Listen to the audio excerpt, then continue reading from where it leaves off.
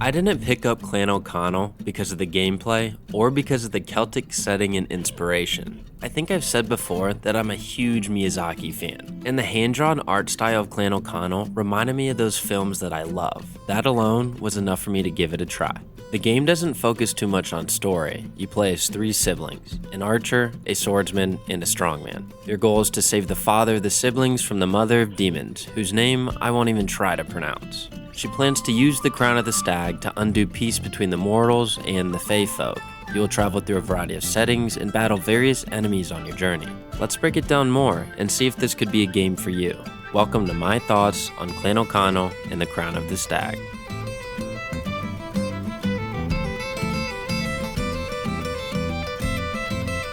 I can't deny my bias for this art style. I love the hand-drawn aesthetics, but putting my bias aside, it takes more than some quality backdrops to create an immersive atmosphere.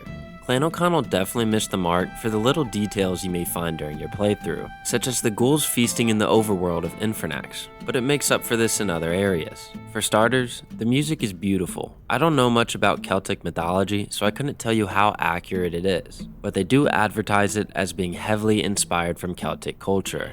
Accurate or not, I can guarantee you'll love the soundtrack for this game. It has a nice blend of fast-paced music during fight scenes and during the Mad Boar sequences. It also has atmospheric music that complements its landscape seamlessly. In addition to the great soundtrack, Clan O'Connell has a variety of environments. Even though it becomes apparent that they reused many of the forest and mountain elements, they still made minor changes to the backgrounds and sounds of each level. Twisted Thickets is a slightly varied version of some of the forest levels of Chapter 1, but they changed enough for it to feel unique.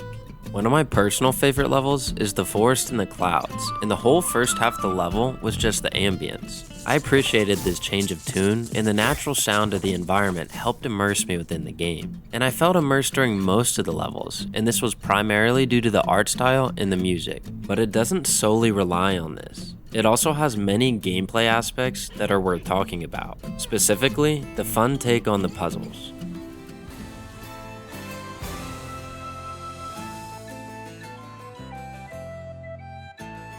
I think the gameplays were a surprise with Clan O'Connell. The first few levels felt a little bland and didn't seem to offer much with the combat, puzzles, or platforming. I just needed to give it some time though. It is true that the combat isn't overly in-depth, as you'll find yourself mashing the attack button while waiting to counter or dodge enemy attacks. You can only upgrade each character 4 times, and you do this by collecting fairies. But once the characters are upgraded, there really isn't a need to go back and replay a level.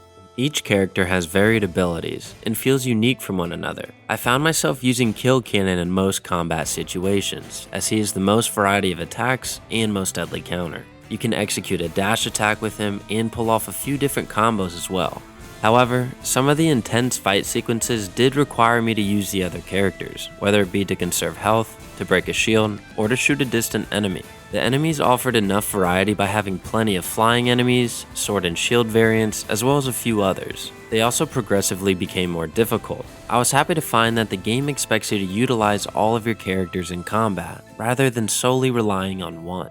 The platforming and puzzles in Clan O'Connell also do this, and in my opinion, this is where the game is at its best. The basic platforming elements aren't overly challenging, but when you're put in fast-paced sequences such as the Mad Boar levels, your twitch finger is surely to be tested, as you'll find yourself switching characters mid-jump to complete a platforming obstacle. Many of these sequences also require you to finish many puzzles in a timely manner. This was a great change of pace, as later in the game a lot of the puzzles become large and can take some time to complete. This isn't necessarily an issue though, as they are a lot of fun to complete.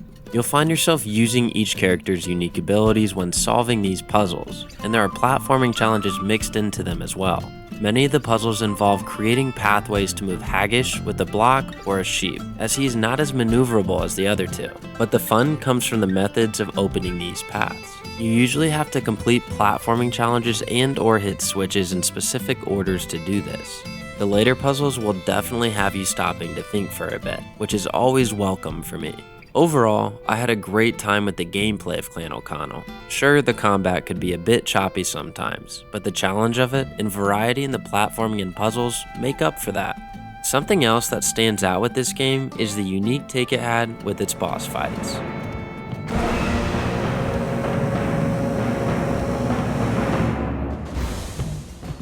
The bosses of Clan O'Connell reminded me of a game that I haven't thought about in a long time. In Crash Bandicoot's Wrath of Cortex, you are teased in each world by the boss that you will later face. Clan O'Connell does something similar, especially with Dallahan, as his face will appear throughout Chapter 1 to antagonize you.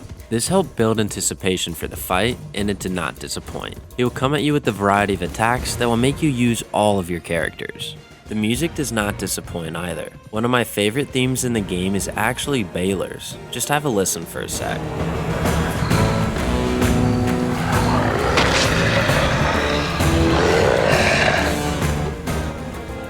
I thought Baylor was such a unique fight as he threw in platforming obstacles for you to climb while managing to dodge his projectiles. It's unfortunate that there are only a few boss fights in the game because each one stands out and is built up throughout each chapter. Although the core boss fights were a lot of fun and challenging, it got tiring facing Jack and Iron on multiple occasions. He was difficult at first, but once you figure out the strategy for defeating him, you can repeat this in pretty much every fight. Each boss in Clan O'Connell also carries a unique personality, making it feel more personal during the fights. The bosses require you to use your skills you've learned during the chapter, and as they should, they will test your abilities with the game.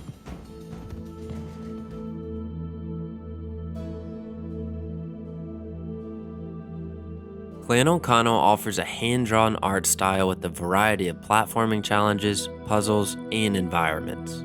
Throughout your playthrough, you'll be challenged in all aspects of the game. The combat could have been more in-depth, but is still enjoyable. The main drawback is probably the lack of replayability, as unless you're a completionist, you won't care to go back and collect the fairies or secrets as they don't offer any reward.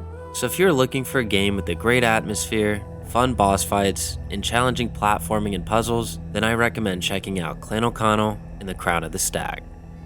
I hope you all enjoyed the video. I only really review games that I know I'll at least somewhat like, so you won't find too many games I view as bad on this channel. The point is to break the game down into smaller variables and understand what makes it enjoyable and if it could be a game for you. So let me know your thoughts on Clan O'Connell in the comments below. I'll continue to post weekly, so until next time, peace out.